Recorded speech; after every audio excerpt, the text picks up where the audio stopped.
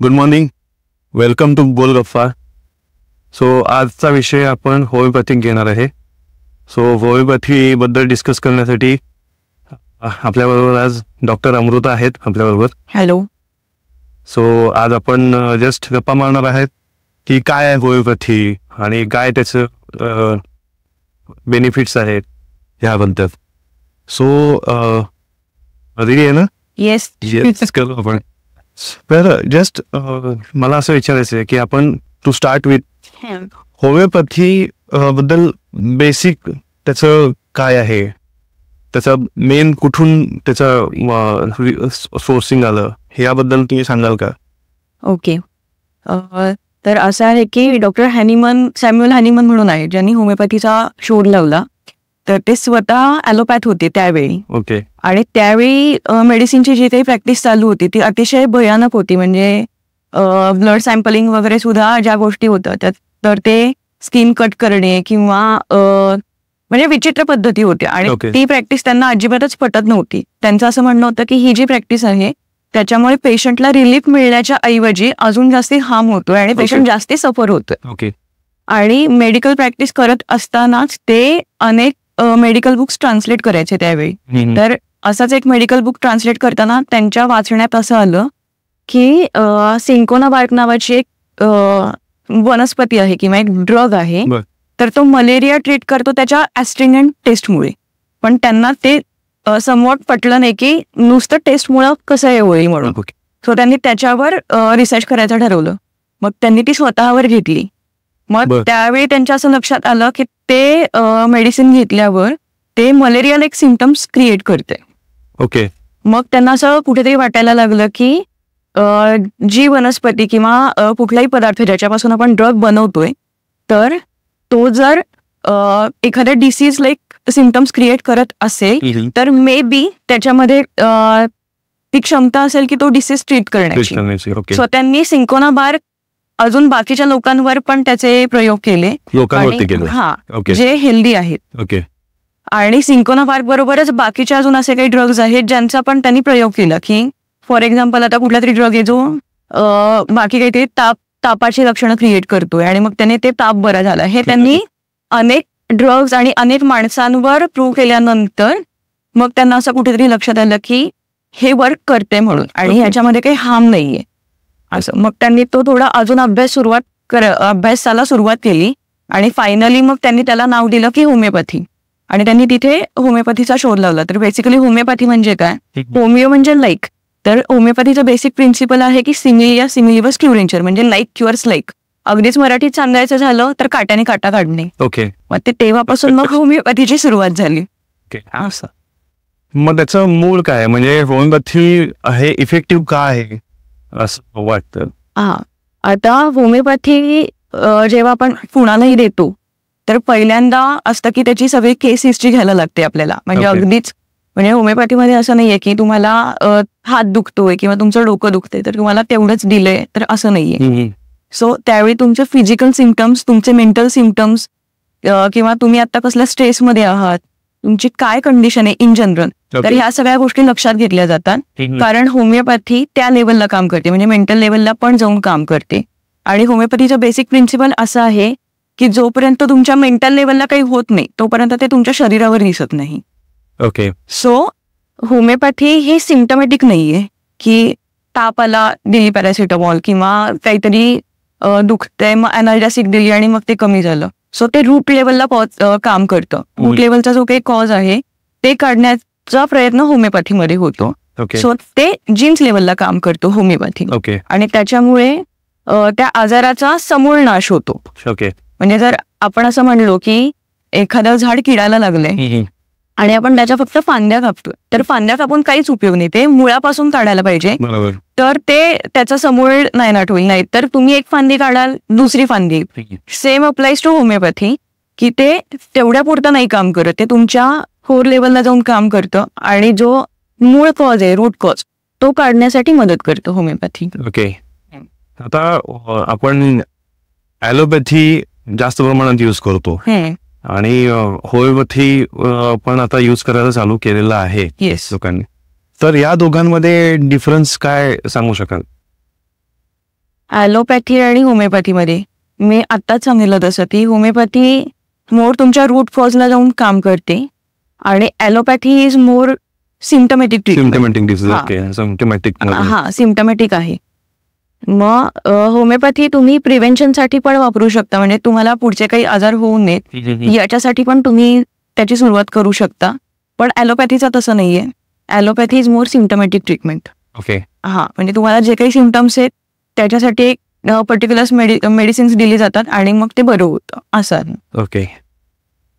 आणि मग होमिओपॅथी मध्ये जो काउन्सिलर होमिओपॅथ जो आहे तो किती इम्पॉर्टंट आहे रूट कॉज हे करण्यासाठी? 100%. कारण की होमिओपॅथीमध्ये सगळ्याच गोष्टी इन्व्हॉल्व आहेत. म्हणजे जो कोणी होमिओपॅथ आहे तो तुमची केस हिस्ट्री घेतो. तुम्हाला काय, म्हणजे पहिल्यांदा तर फिजिकल लेवलचं सगळं आपण विचारतो. त्यानंतर पेशंट थोडाफार कम्फर्ट लेवलला आहे असं वाटल्यावर मग आपल्याला मेंटल सिम्टम्स पण घ्यावे लागतात. म्हणजे तुमचा स्वभाव कसा आहे, ओके, किंवा तुम्ही कुठल्या गोष्टीला कसे रिॲक्ट होता, किंवा एखादं टेन्शन वगैरे असेल, किंवा तुम्हाला काहीतरी टार्गेट वगैरे असेल तर त्या सिच्युएशनमध्ये तुम्ही कसे रिॲक्ट होता, ओके, या सगळ्या गोष्टी होमिओपॅथीमध्ये बघितल्या जातात.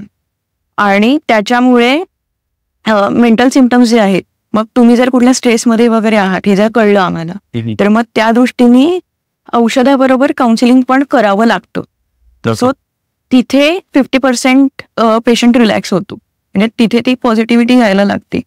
त्यामुळे होमिओपॅथ नुसतं औषध देण्याचं नाही काम करत, तर ते काउन्सिलिंग पण तिथं केलं जातं. सो सायकोलॉजिस्ट किंवा सायकोथेरपिस्ट जे काम करतात ते होमिओपॅथ पण करतात. ओके. त्याच्यामुळे होमिओपॅथचा रोल इथे, म्हणजे चांगला होमिओपॅथ असणं हा रोल इथे खूप 100% आहे, गरजेचं आहे. कारण तुम्हाला सगळंच मॅनेज करायला लागतं की पेशंटची मानसिक कंडिशन, त्याचबरोबर मग त्याचं जे काही फिजिकल लेवलला जे काही झालेत आजार किंवा डिसऑर्डर वगैरे जे काही आहे ते मॅनेज करणं, त्यांची स्ट्रेस लेवल कशी कमी करता येईल त्याला काहीतरी सांगणं, त्यांचं डाएट काय आहे ते बघणं, या सगळ्याच गोष्टी बघायला लागतात. त्यामध्ये ओव्हरऑल टोटल बॉडी काम करतं. Yes, body and mind. Okay. म्हणजे ॲलोपॅथी हे सिम्टम्स वरती, जसं तुम्ही म्हटलं की सिम्टमॅटिक सिम्टम्स काय दाखवतात त्याच्यावरती काम करतं. बरोबर. वेअरएज होमिओपॅथी जे आहे ते ओव्हरऑल कॉज त्याचा शोधायचा हे करतं. हा. तर आता जर बघितलं तर तुमच्या ऑब्झर्वेशन मध्ये काय, आता तुम्ही क्लिनिक चालवता, हार्मोनिया म्हणून तुमचं होमिओपॅथीचं क्लिनिक आहे. हो. तर त्याबद्दल काय सांगाल, कुठं आहे ते आणि कशा पद्धतीनं त्या फ्युचर बघताय होमिओपॅथीसाठी? अच्छा, माझं हार्मोनिया नावाचं क्लिनिक आहे पुण्यामध्ये, कर्वेनगरला, कमिन्स कॉलेजच्या जवळ आहे ते. तर ते आता 2 वर्ष वगैरे झाले मला प्रॅक्टिस सुरू करून. त्याच्या आधी मी 5-1 वर्ष हॉस्पिटलला होते आणि त्याआधी पण पिंपरीला आदित्य होमिओपॅथिक हॉस्पिटल म्हणून आहे, 100 बेडचं होमिओपॅथिक हॉस्पिटल, मी तिथे ट्रेनिंगला होते.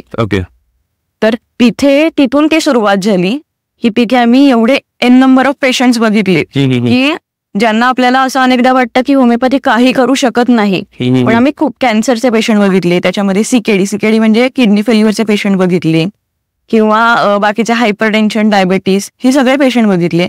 आणि त्यांची जी काही इम्प्रुव्हमेंट तिथे ड्रास्टिकली बघितली, किंवा न्यूरोलॉजिकल पेशंट बघितले, त्यांची जी काही इम्प्रुव्हमेंट बघितली, तर तिथं तो कॉन्फिडन्स आला की येस आपण हे करू शकतो किंवा होमिओपॅथी करू शकते, हा बेसिक कॉन्फिडन्स आला.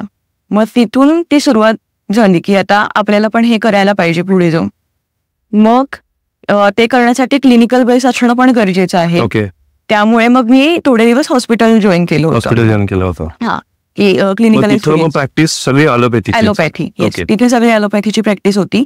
पण तेही येणं गरजेचं आहे, कारण तुम्हाला कुठल्या डिसीजला काय इन्व्हेस्टिगेशन करायला पाहिजे, काय नाही करायला पाहिजे, त्याच्यानंतर कुठल्या इन्व्हेस्टिगेशनचं इंटरप्रिटेशन, म्हणजे तुम्हाला रिपोर्ट आणून दाखवला पेशंटने, त्याचं तुम्हाला इंटरप्रिटेशन करता आलं पाहिजे, किंवा कुठल्या आजाराला कुठली औषधे चालतात, नाही चालत, हे सगळं त्यातून कळतं तुम्हाला. त्याच्यामुळे तुम्ही असं नाही म्हणू शकत की आता मी होमिओपॅथी शिकली आता मला सगळं, असं नाहीये. तर तुम्हाला क्लिनिकल बेस असणं अतिशय आवश्यक आहे. त्याच्यामुळे तो पण एक्सपिरियन्स मोस्ट आहे. हे दोन्ही एक्सपिरियन्स घेतल्यानंतर मग मी माझी प्रॅक्टिस सुरू केली. आणि आता हे दोन्ही एक्सपिरियन्स घेतले, म्हणजे आदित्य हॉस्पिटलमध्ये तुम्ही होमिओपॅथीचा एक्सपिरियन्स घेतला आणि कृष्ण हॉस्पिटलमध्ये ॲलोपॅथीचा एक्सपिरियन्स घेतला. आणि आता क्लिनिक जे आहे ते तुम्ही proper pure homeopathy homeopathy Okay. Pure homeopathy practice करते मी. म्हणजे या दोघांमध्ये झाल्यानंतर सुद्धा तुम्हाला असं वाटलं की आपण नाही होमिओपॅथीच होमिओपॅथीच आपण करेल. आणि तेच आपल्याला पसरवायचंय तर हो ह्याच्यामध्ये पब्लिकमध्ये, तर असं का वाटलं, का असं बेनिफिट्स आहेत असे वेगळे, काय डिफर करतो ॲलोपॅथी पासून होमिओपॅथीवर? मी तेच मगाशी सांगितलं तसं की एकतर होमिओपॅथीमध्ये काहीच इन्व्हेजिंग नाहीये की तुम्हाला कसली सर्जरी करायची नाहीये, तुम्हाला काही कुठं स्टिचेस घालायचे नाहीये. अशा गोष्टी अनेक आहेत की ज्याच्यामध्ये तुम्ही फक्त औषधं देता आणि त्या औषधांमुळे पेशंटला बरं व्हायला मदत होते. आणि मी मगाशी सांगितलं तसं की होमिओपॅथी खूप रूट लेवलला जाऊन त्याचं काम सुरू करते. बरोबर. त्यामुळे अनेक पेशंट्स असे आहेत की ज्यांना म्हणजे ज्यांचे फीडबॅक असे असतात की मला हा त्रास होता, पण मी औषध सुरू केल्यापासून मला वाटलंच नाही की मला हा त्रास आधी होता ते, म्हणजे मी विसरून गेलो असं. तर ते त्या लेवलला जाऊन काम करतं आणि पेशंटचं जे सॅटिस्फॅक्शन आहे बरं झाल्यानंतरचं होमिओपॅथी घेतल्यावर, ते खूप म्हणजे ते आपल्याला सॅटिस्फाय करतं. माझा पण एक अनुभव आहे त्याच्याबद्दल. 4थीत होतो मी, त्यावेळी मला टॉन्सिल्स झाले होते आणि त्यावेळी होमिओपॅथी एवढं जास्त फेमस असं नव्हतं, जास्त कोणाला माहित नव्हतं. आणि त्यावेळी ॲलोपॅथिक डॉक्टरांना आमच्या दाखवलं तर त्यांनी सांगितलं की टॉन्सिल्स सुजलेले आहेत आणि 4थीमध्ये त्यांनी मला रेकमेंड केलं होतं पेरेंट्सना की हे काढून टाकावं कारण हे सुजलेत. तर आई बाबा म्हणले की अरे नाही, बघायला पाहिजे आपल्याला, मग एक सेकंड ओपिनियन आपण त्यावेळी घेऊया. तर सेकंड ओपिनियन आम्ही होमिओपॅथीकडे गेलो आणि त्या डॉक्टरांनी रिसेंटली चालू केलं होतं त्यांची प्रॅक्टिस. आणि त्यांनी सांगितलं की हे विदाऊट म्हणजे ऑपरेशन वगैरे करता आपण ते क्युअर करू, फक्त तुम्ही होमिओपॅथीवरती विश्वास ठेवा. 1 वर्ष तुम्हाला गोळ्या घ्यायला लागतील, पण त्या पण अशा कडू आणि हेन तेन नाही, जस्ट एक साबुदाण्यासारख्या गोळ्या, आमच्या भाषेत लेमन लँग्वेज मध्ये, त्याच्यामध्ये औषध, आणि दररोज 4 गोळ्या खायच्या. पण हे वर्क केलं माझ्यासाठी. आणि आता मी 41 वर्षाचा आहे, पण 1 वर्षानंतर जे काही इफेक्ट झाला त्यानंतर मला अजून टॉन्सिल्स आहेत माझ्या इथं. ग्रेट. होमिओपॅथी मला तेव्हा खरंच त्याच्यानंतर मला उपयोगी पडलं. पण समहाऊ असं जाणवतंय की आतापर्यंत की तेव्हा होमिओपॅथी लोकांना माहित नव्हतं, आता पण बरेच जण ॲलोपॅथीकडेच वळत आहेत. तर आता एवढी वर्ष झाली तर तुम्हाला काय वाटतं की होमिओपॅथी आता होमिओपॅथीकडे लोक वळतायत का अट्रॅक्ट होत आहेत, त्यांना त्याचं महत्व कळलंय, काय वाटतं आता रिसेंट ट्रेंड कसा वाटतो? आता सध्याचा ट्रेंड असा आहे की होमिओपॅथीकडे बरेच लोक वळायला लागले. लास्ट एक आपण म्हणू शकतो 10-12 वर्षात बऱ्यापैकी होमिओपॅथीकडे फ्लो वाढलाय आणि अजूनही तेवढ्या प्रमाणात घेतली जात नाही, कारण की अजूनही होमिओपॅथीबद्दल बरेच मिसकॉन्सेप्शन्स आहेत. जसं की होमिओपॅथीचे ड्रग्स कामच करत नाही, तर तो प्लासिबो इफेक्ट आहे आणि मग त्याच्यामुळे त्याचा काही उपयोग नाहीये, असे बरेच मिसकन्सेप्शन आहेत. किंवा होमिओपॅथी पटकन बरं करत नाही, मग आम्हाला क्विक रिझल्ट हवाय तर मग आम्ही ॲलोपॅथी घेणार. सो हे बऱ्याच अशा गोष्टी आहेत. मग त्याच्यामुळे लोकांचं असं असतं की मी गेलोय आणि मला पटकन औषध द्या, कारण की जेव्हा तुम्ही तुमच्या होमिओपॅथकडे जाता तर एक 10 मिनिटं का होईना ते हिस्ट्री घेतात तुम्ही. तर अनेक वेळा लोकांमध्ये तेही पेशन्स नसतात. त्यांचं असं असतं की मी गेलोय, मी सांगितले आणि मला पटकन औषध द्या. कारण होमिओपॅथीमध्ये 1+1 2 नाहीये. म्हणजे तुम्हाला पॅरासिटामॉल लागू पडली तर तुमच्या बरोबर येणाऱ्या व्यक्तीला पॅरासिटामॉल लागू पडेल हे असं नसतं. तुमची प्रकृती वेगळी आहे, त्यांची प्रकृती वेगळी आहे. सो तुमच्या प्रकृतीप्रमाणे ते मेडिसिन्स डिझाईन केले जातात. ओके, म्हणजे पर्सन ओरिएंटेड तुमची ट्रीटमेंट होते. बरोबर. म्हणजे ही एक चांगली गोष्ट आहे की होमिओपॅथीमध्ये म्हणजे प्रत्येकाला पॅरासिटामॉलच देतात किंवा प्रत्येकाची नेचर सेम असं नाहीये, अजिबात नाहीये. ते तुमच्या प्रकृतीप्रमाणे मेडिसिन्स डिझाईन केले म्हणजे काढले जातात आणि त्याप्रमाणे ते तुम्हाला दिले जातं. त्यामुळे मला अनेकदा वाटतं की इथे पण लोकांचा कधी कधी पेशन्स तेवढा नसतो की हे काय तुम्ही विचारताय, किंवा असं असतं की माझं तर डोकं दुखतंय आणि तुम्ही मला माझा स्वभाव काय विचारताय. सो हे अजून थोडंसं कुठेतरी अवेअरनेस नाही, पण तरी लास्ट 10-12 वर्षात बऱ्यापैकी लोक होमिओपॅथीकडे वळायला लागले. तो पॉझिटिव्ह रिस्पॉन्स. आता खरंच आता जे असं म्हटलं की लोकांचं ते मिसकन्सेप्शन आहेत की ॲलोपॅथीमध्ये ऑब्व्हियसली की लगेच त्या पॅरासिटामॉल वगैरे आहेत ते इन्स्टंट रिझल्ट देतात, इन्स्टंट हे देतात, तुम्हाला ती भावना तर देतात ऍक्च्युली की बाबा हा तुम्हाला बरं वाटतं आणि हे होतं आणि आपल्याला खरंच रिलीफ मिळतो. आणि होमिओपॅथीमध्ये ह्या गोष्टी नाही आहेत, तर खरंच नाही आहेत का? नाही, असं अजिबातच नाहीये. होमिओपॅथीमध्ये पण असे मेडिसिन्स आहेत जे तुम्हाला क्विक रिझल्ट देऊ शकतात. मी मगाशी सांगितलं तसं की अनेक जण म्हणतात आम्ही विसरलो की आम्हाला काहीतरी झालं होतं. तर हे आहे फक्त ते मेडिसिन्स तेवढं पर्टिक्युलर काढणं आणि ते समोरच्या व्यक्तीला ओळखणं, त्या व्यक्तीचा काय आहे, बेस 4 काय आहे ते ओळखून त्या व्यक्तीला ते पर्टिक्युलर मेडिसिन देणं, हे काय म्हणतो आपण, हा टास्क आहे किंवा ते आर्ट आहे आपण म्हणू शकतो. की ते जर जमलं तर मग नथिंग लाईक दॅट. म्हणजे तुम्हाला ॲलोपॅथी तुम्ही विसराल एवढं आहे. म्हणजे होमिओपॅथी तेवढ्या स्पीडने काम करते. म्हणजे ठीक आहे, म्हणजे लॉंग टर्म वरती तर काम करतेच. पण मला जर असं झालं की बाबा मला ताप आलाय किंवा मला किडनी स्टोन झालाय आणि मला पेन्स अनबेरेबल होत आहेत, तर मला अनबेरेबल पेन्स क्युअर करण्यासाठी इन्स्टंटेनियस एक हे घे टॅबलेट, जस्ट त्याला चव नाहीये, फॉर शुअर साबुदाणा असेल किंवा वेगळी आहे, जर तुला जस्ट एक 10 मिनिटांना हे करायचंय आणि सलाईनचं काम करेल आणि हे दुखणं पण कमी होईल, असं होऊ शकतं. असं होऊ शकतं. नाही, सलाईनचं काम करेल असं नाही म्हणू शकत, कारण त्याच्यासाठी ओरली तुम्ही तेवढं पाणी घेतलं पाहिजे, ते घेतलंच पाहिजे, कारण त्याला पर्याय नाहीये.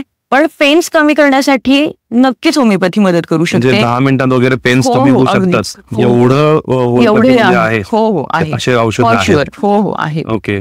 आणि मग हे जेनेटिकली काम करतं का, कसं आहे होमिओपॅथी? हो, जीन्स लेवलला काम करतो होमिओपॅथी.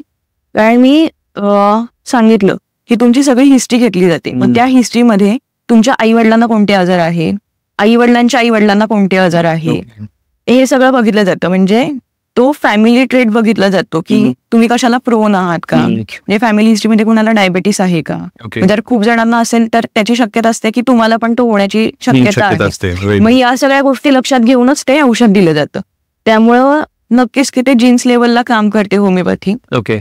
आणि त्याप्रमाणे मग त्याचं काम सुरू होतं त्या ड्रग्सचं. ओके. मग आता जसं मी म्हणतो की ट्रेंड हा कसा आहे, म्हणजे कोविड नंतर असं वाटतंय का की होमिओपॅथीकडे लोक जातात, नॅचरल गोष्टींकडे लोक वळतात, तसं होमिओपॅथीकडे पण कोविड नंतर वळली आहेत लोक, पण मी म्हणेन त्याच्या आधीपासूनच थोडीफार सुरुवात झाली आहे. फक्त कोविडमध्ये असं झालं की आर्सेनिक खूप प्रमाणात त्याचा प्रचार झाल्यासारखा झाला की आर्सेनिक प्रिव्हेंट करते आणि त्या ह्याच्यात लोकांनी घेतलं ते. त्यामुळे त्यानंतर डेफिनेटली लोक त्याकडे जास्ती वळायला लागली आहे. पण त्याच्या आधीपासूनच तो अवेअरनेस क्रिएट व्हायला लागलाय.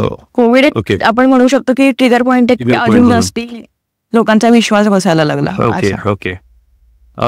आता क्रिटिकल इलनेस बद्दल आपण जर बोललो, आता मध्ये आपण काही मुलाखती ऐकल्या, डॉक्टर कुठले शैलेश देशपांडे त्यांच्या आपण मुलाखती ऐकल्या, किंवा इव्हन शरद पोंक्षेंच्या थ्रू, किंवा अतुल परचुरे जे आता रिसेंट ते आपल्यात नाही आहेत, तर पण त्यांचा पण अनुभव असाच होता की होमिओपॅथी मला खूप सपोर्ट केला. नक्कीच. तर ह्याबद्दल काय सांगणार तुम्ही? आता त्यांचं होतं कॅन्सरचं. तर कॅन्सरचं असं आहे की 3rd स्टेजला किंवा 4th स्टेजला तुमचा आहे कॅन्सर, तर मी असं नाही म्हणणार की होमिओपॅथी त्याने बरंच करेल. ओके. तिथे तुम्हाला ॲलोपॅथिक मेडिसिन्स लागणारच आहेत. म्हणजे जर तुमच्या डॉक्टरांनी तुम्हाला किमो सजेस्ट केली आहे किंवा रेडिएशन सजेस्ट केले तर ते तिथे लागणारच आहे. पण या केसमध्ये होमिओपॅथी तुम्हाला सपोर्ट काय म्हणतात त्याला, सपोर्टिव्ह काम करते की बाकी तुमची ऑल ओव्हर इम्युन सिस्टीम जी डाऊन व्हायला लागते किमोमुळे, रेडिएशनमुळे किंवा त्या इन जनरल कॅन्सरच्या ड्रग्समुळे. ओके. तर तिथं तो सपोर्ट असतो होमिओपॅथीचा की इम्युन सिस्टीम बूस्ट करण्यासाठी. पण हे जर तुमच्या 1st स्टेजला आहे कॅन्सर किंवा प्री डायबेटिक, प्री कॅन्सर स्टेजमध्ये आहात तुम्ही, म्हणजे तुम्हाला आजार होण्यापूर्वीची जर काही लक्षणं दिसायला लागली किंवा अगदीच जस्ट डिटेक्ट झाले तुम्हाला आणि त्याची फार काही सिव्हिरिटी नाहीये, तर मग मात्र मी हे सांगू शकते की ते होमिओपॅथीने पूर्ण बरं होऊ शकतं. ओके. म्हणजे जर मॅलिग्नन्सी दिसली नाही किंवा ती अगदीच कुठंतरी सुरुवातच आहे, तर त्यामध्ये होमिओपॅथी तुम्हाला फॉर शुअर म्हणजे आता नॉन कॅन्सरस वाटतंय, पण फ्युचरमध्ये ते जर आपण काही घेतलं नाही तर ते कॅन्सरस होऊ शकेल. तर आपण त्या म्हणजे बॉडीची टेंडन्सी काय आहे तुमच्या, आपण आता असं नाही सांगू शकत की आता बिनाईन आहे आणि नंतर मॅलिग्नंट होईल का नाही माहिती नाही. पण त्या स्टेजमध्ये जर तुम्ही सुरू केलं होमिओपॅथी तर ते नक्कीच तुम्हाला मदत करतं की ते पुढं वाढण्यापासून म्हणजे थांबवण्यासाठी. आणि दुसरं थर्ड फोर्थ स्टेजचं पण मी जे सांगितलं की सपोर्टिव्ह रोल प्ले करतं.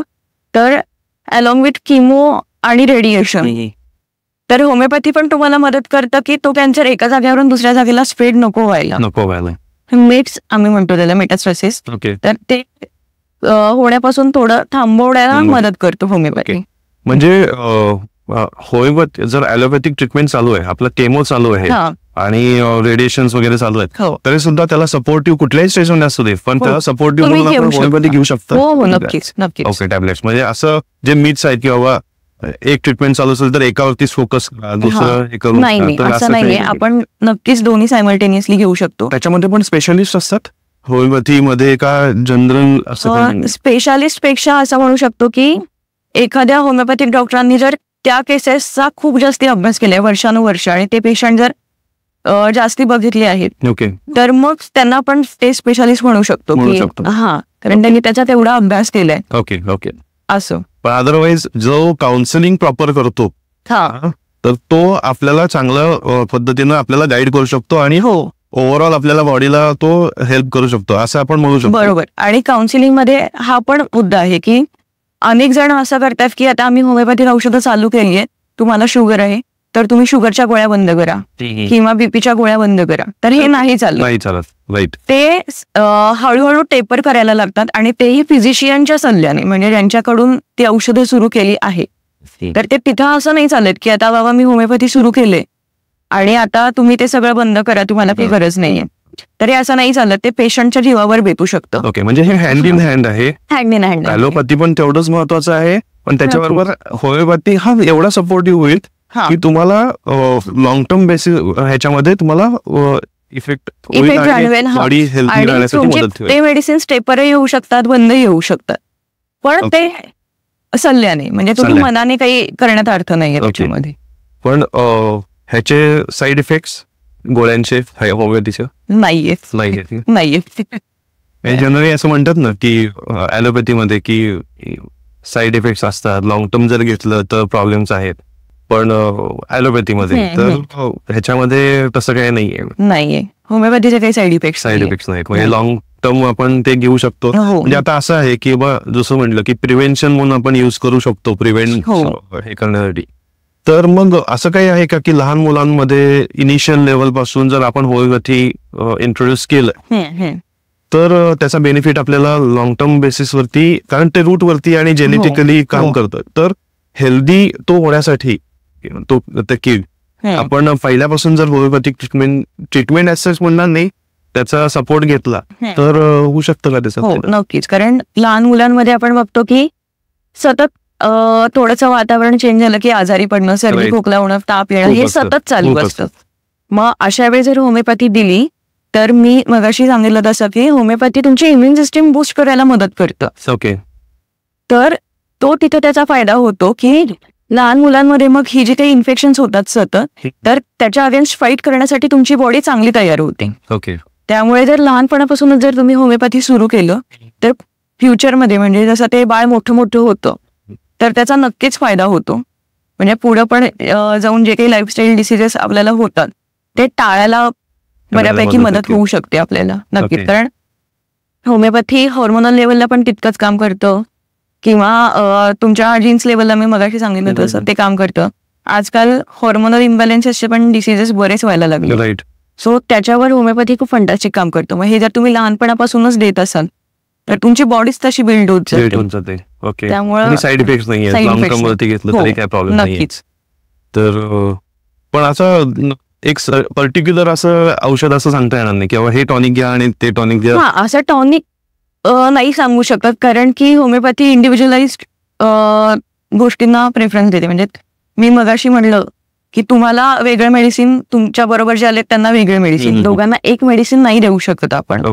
त्यामुळे कॉमन असं आपण नाही देऊ शकत. पण तरी आजकाल होमिओपॅथीचे कॉम्बिनेशन आलेले आहेत वेगवेगळ्या कंपन्यांचे. बॅक्सन आहे, रेकवेक आहे, SBL आहे, त्यांचे कॉम्बिनेशन आलेत की अगदीच आता तुम्ही डॉक्टरांपर्यंत पोहोचू शकत नाहीये किंवा तुम्ही कुठेतरी वेगळीकडे जिथे तुम्हाला मेडिसिन्स अवेलेबल होऊ शकत नाहीये, तर ते कॉम्बिनेशन तुम्ही ऍटलीस्ट घेऊ शकता फॉर इमर्जन्सी. त्याने तुम्हाला काही अपाय होणार नाहीये. तर तसे कॉम्बिनेशन आहे जे तुम्ही ट्राय करू शकता, पण परत ते तुमच्या डॉक्टरांच्या सल्ल्यानेच घेतले पाहिजे. ते मनाने काहीतरी घेतलेत आणि मग आता काहीतरी मला बरं वाटते तर असं नाहीये. ओके. पण तसे आहेत कॉम्बिनेशन की ताप आलाय, खोकला झालाय, सर्दी झाली तर ते कॉम्बिनेशन आहेत जे तुम्ही घेऊ शकता. ओके. आता आपण कसं आहे, आज स्ट्रेस बस्टर म्हणून आपण वाघेरा रिसॉर्टला आलेलो आहे हो. तापण्याच्या इथं, राईट. तर हे कसं आहे की हे हेल्थ डिसिजेस जे आहेत किंवा हेल्दी लाईफस्टाईल जगण्यासाठी एक आपण होलिस्टिकली अप्रोच म्हणून आपण हे नेचर आणि हे आपण कन्सिडर करतो. तर होमिओपॅथी पण होलिस्टिकली काही सपोर्ट करते का? हो, नक्कीच. कारण फिजिकल लेवलला नाही ते नुसतं जात, तुमच्या मानसिक लेवल, तुमची मानसिक अवस्था काय आहे त्याच्याबरोबर तुम्ही काय प्रकारचं खाणं, म्हणजे तुम्ही जेवण काय करताय, की तुम्ही तुमचा स्वभाव काय, या सगळ्याच गोष्टी मॅटर करतात. आणि या सगळ्या ड्युरिंग काउन्सिलिंग या सगळ्या गोष्टी हँडल करायला लागतात. म्हणजे तुम्ही चुकीचं खूपच जास्ती स्पायसी रोजच तुमच्या खाण्यात आहे, रोजच तुम्ही ड्रिंक करताय, सिगरेट आहे रोजची तुमच्या ह्याच्यामध्ये, आणि मग तुम्ही म्हणताय की नाही मला मेडिसिननेच बरं व्हायचंय, तर ते तसं शक्य नाहीये. म्हणजे तुमच्या या गोष्टी पण मॉडिफाय करायला लागतात आणि त्यासाठी लोकांचं काउन्सिलिंग करायला लागतं. म्हणजे ते पटवून द्यायला लागतं की नाही. आजकाल लोक बऱ्यापैकी अवेअर झाली आहेत या गोष्टींसाठी की डाएट व्यवस्थित पाहिजे किंवा एक्सरसाइज पाहिजे, पण तरीही अनेक जण असे आहेत की जे नाही. म्हणजे त्यांचं तेच असतं की आम्हाला औषध द्या आणि औषधावर जेवढं होईल तेवढं कमी करू. तर ते तसं नाहीये. या सगळ्यांचा विचार करावा लागतो आणि मी सांगितलं तसं की फॅमिली हिस्ट्री पण बघायला लागते. म्हणजे त्या लेवलला जाऊन पण त्यांचं ते काउन्सिलिंग करायला लागतं.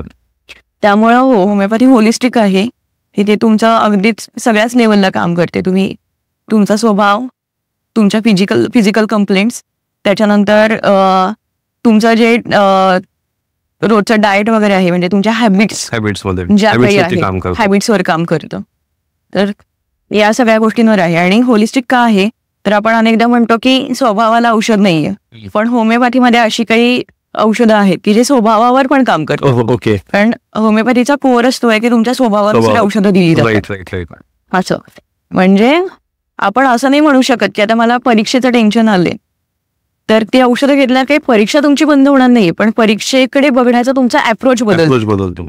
एवढं इफेक्टिव्ह आहे. Okay okay, great.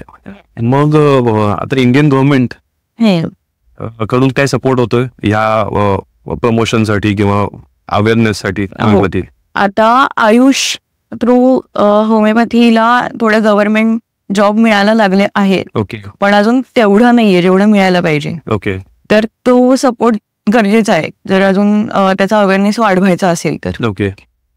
तर तो तेवढा नाही अजून गव्हर्नमेंट कडून. हा, किंवा होमिओपॅथीचे गव्हर्नमेंट कॉलेजेस नाही आहेत महाराष्ट्रात, तरी सगळे प्रायव्हेट कॉलेजेस आहे.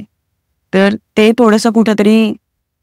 पण आता असं वाटत नाही, असं का आहे? म्हणजे का होमिओपॅथीला किंवा ॲलोपॅथी पेक्षा होमिओपॅथी अजून एवढं प्रसार झालेला नाही, असं का होतंय? कारण आता गव्हर्नमेंट ते पण फुल्ली असं हे करत नाही, सपोर्ट करतंय, अवेअरनेस आहे पण तेवढा पाहिजे तेवढा. तेच आहे की साबुदाण्याच्या गोळ्या त्या काय करणार आहे, म्हणजे अजूनही तोच अप्रोच आहे लोकांचा. किंवा तेवढं ते अजून प्रूव्हन नाहीये की खरंच हे काम करतंय आणि याच्यामुळेच रिझल्ट मिळाले. तर ते लोकांचा अजून तेवढा विश्वास नाहीये आणि तो नाहीये कारण अवेअरनेस नाहीये. म्हणजे आता कसं आहे, म्हणजे अनुभव घ्या आणि त्यानुसार तुम्हाला फायदा झाला तर तुम्ही ऑटोमॅटिक तिथं कन्वर्ट होणार. अशांची संख्या वाढती, अशांचीच संख्या वाढते खरं तर, की ज्यांना आता मी होमिओपॅथी घेतलंय, मला अनुभव आलाय, मग मी तुम्हाला रिकमेंड केलं, मग तुम्ही घेतलं, अशांचीच संख्या जास्ती वाढते. ओके. किंवा काही आजार जे आहेत ज्यांना होमिओपॅथीमध्ये खूप चांगले रिझल्ट आहेत, म्हणजे असं वाटतं की आता ह्याला काहीच नाहीये, म्हणजे स्किन इश्यूज आहे किंवा रेस्पिरेटरी इश्यूज आहे, ज्याला खूप काळापर्यंत तुम्हाला स्टिरॉइड्स घ्यायला लागतात, इनहेलर घ्यायला लागतात, हे होमिओपॅथीने बरे झालेले आहेत. होमिओपॅथीमध्ये स्टेरॉइड्स यूज करत अजिबात नाही. ते एक मेन आपल्याला. बरं. आणि असं आहे का की होमिओपॅथीच्या गोळ्या घेतल्या आणि मला सूट झाल्या नाहीत, हे असं काही कधी शूट झाल्या असं नाही होत. तो तुम्हाला पाहिजे तो इफेक्ट दिसत नाही, पण त्याच्यामुळे तुम्हाला काहीतरी वेगळं सुरू झालंय असं नाही होणार. इचिंग होणं किंवा असं अशा काही गोष्टी होत अशा नाही होत गोष्टी, पण तुम्हाला जो इफेक्ट मिळायला पाहिजे तो इफेक्ट मिळत नाही जर ओके सूट नाही झाले तर. सूट नाही झाल्या याचा अर्थ होमिओपॅथीमुळे होत नाही, होमिओपॅथमुळे होतं असं आहे का? हो नक्कीच. कारण की काउन्सिलिंग प्रॉपर झालेलं नाही. काउन्सिलिंग प्रॉपर पेक्षा ते मेडिसिन जे दिलं गेलं ते प्रॉपर दिलं गेलेलं नाहीये असं होऊ शकतं. आणि जसं होमिओपॅथीमध्ये आहे की 1+1 2 नाही, तर तुम्ही 4 होमिओपॅथ्सकडे गेलात तर 4 होमिओपॅथ तुमचे वेगवेगळे मेडिसिन सांगू शकतात की म्हणजे त्यांच्या परसेप्शन प्रमाणे. त्यामुळे असं नाही म्हणू शकत की होमिओपॅथी काम करत नाही, असं नाही होऊ शकत. तर ते तुम्हाला 4 मेडिसिन देत आहेत त्याच्यावरती आहे. आणि त्याच्याचमुळे होमिओपॅथी जे काय म्हणतात चांगले कॉलेजेस असणं आणि ती चांगल्या पद्धतीने शिकवली जाणं हे खूप काळाची गरज आहे. खूप काळाची गरज आहे. कारण ऑब्व्हियसली साईड इफेक्ट नाहीये. जर होलिस्टिकली जर बरं होते, रूट वरती काम करते तर नक्कीच गव्हर्नमेंटनं पण याच्यावरती लक्ष दिलं पाहिजे. नक्कीच त्यामुळे फायदा होईल. कारण ऑब्व्हियसली सगळे लोक आता नेचरकडे वळत आहेत किंवा नॅचरली बरं झालेलं लागतात, तर ह्याच्यात जर होमिओपॅथीचा सपोर्ट असेल तर नक्कीच आपल्याला आवडेल. तर काय बघताय फ्युचर होमिओपॅथी? कारण आता तुम्ही 2 वर्ष स्टार्ट केलेलं आहे, पण आधीचा पण एक्सपिरियन्स आहे आणि मेडिकल ह्याच्यामध्ये ॲलोपॅथी सोडून तुम्ही हे कंटिन्यू केलंय होमिओपॅथी. तर फ्युचर काय बघताय ह्याच्याकडे? फ्युचर हेच आहे की होमिओपॅथीचा अवेअरनेस लोकांमध्ये बऱ्यापैकी वाढायला पाहिजे, कारण त्याने लोकांनाच फायदा होणार आहे. बरोबर. म्हणजे जे लाईफस्टाईल डिसीजेस आहेत, क्रॉनिक डिसीजेस आहे, आता हे वाढायला लागले आणि त्याच्यामध्ये होमिओपॅथी जे काही काम करते ते खूपच नेक्स्ट लेवलचं काम आहे. तर ते जर वाढलं तर ह्युमन बिंगसाठी ते खूप जास्ती चांगले. बरोबर. त्यामुळे जर हा अवेअरनेस असाच वाढत राहिला तर खूप चांगलं फ्युचर असेल आपलं. बरोबर. आणि आपलं म्हणण्यापेक्षा आजकाल होमिओपॅथी प्राण्यांमध्ये पण दिली जाते आणि त्यांच्यामध्ये पण ते रिझल्ट खूप चांगले आहे. तर माणूस पण आणि प्राणी पण या दोघांना पण होमिओपॅथी तितकीच इफेक्टिव्ह आहे. त्यामुळे नक्की जर याचा एवढा अवेअरनेस जेवढा वाढेल तेवढं ते आपल्यासाठी म्हणजे एन्व्हायरमेंटसाठी चांगलं आहे. ओके. त्यामुळे तो वाढावा एवढंच आहे. तर आता टेकअवे म्हणून आपण जस्ट काय सांगाल तुम्ही की होमिओपॅथी काय करायला पाहिजे ओव्हरऑल जर आपण म्हटलं? मी म्हणेन की जे काही मिसकन्सेप्शन्स आहेत त्यांचे होमिओपॅथीबद्दल, तर एकतर ते मनात ठेवू नका. जर तुम्हाला खरंच काही वाटतंय तर तुम्ही प्रॉपर त्या डॉक्टरांकडे जावा, तुमच्या शंका विचारा आणि मग पुढचे डिसिजन घ्या की मग तुम्हाला घ्यायचं नसेल किंवा नकोच आहे, पण मी कुठेतरी काहीतरी वाचले किंवा मला ह्याने काहीतरी सांगितलेलं आहे, तर असं करून ते टाळू नका. कारण होमिओपॅथी जे काय म्हणतो जे सायन्स आहे ते खरंच खूप सुंदर आहे, तर त्याचा फायदा करून घ्या. आणि मी म्हटलं तसं की जेवढं तुम्ही लहान मुलांना सुरू कराल बाळ असल्यापासून तेवढं ते चांगले. त्याच्यामुळे होमिओपॅथी नक्कीच ट्राय करा तुम्ही. म्हणजे ते तुम्हाला डिसअपॉइंट नाही करणार. नक्कीच तुमचा जे काही आजार आहे किंवा डिसऑर्डर आहे, जो काही त्रास आहे, इव्हन तुम्ही डिप्रेशन मध्ये जरी आहात त्या लेवललाही होमिओपॅथी काम करते, तर तुम्ही नक्कीच ते घेऊन बघा. तुम्हाला तो इफेक्ट जाणवेल आणि मग ठरवा तुम्ही की काय बरोबर चुकीचं आहे आणि बरोबर आहे. सो नक्कीच थँक्यू डॉक्टर अमृता. मस्त आता आपल्या गप्पा झालेल्या आहेत आणि नक्कीच होमिओपॅथी आता आपण जे बघितलं न्यू कमर्ससाठी किंवा ज्यांना अवेअरनेस नाहीये तर नक्कीच ट्राय करून बघा. त्याचे साईड इफेक्ट्स नाही आहेत, तर जेनेटिकली जर फायदा झाला आणि आपल्याला आपण क्युअर होण्यास मदत झाली होलिस्टिकली पद्धतीनं तर नक्कीच आवडेल सगळ्यांना. राईट. सो नक्की पॉझिटिव्हली प्रयत्न करा याच्यामध्ये शिफ्ट होण्याचा. So thank you very much. चांगली इम्पॉर्टंट अशी माहिती दिल्याबद्दल. आणि नक्की सबस्क्राईब करा बोलगप्पाला या अशा चांगल्या सब्जेक्टसाठी. So thank you. मला इथे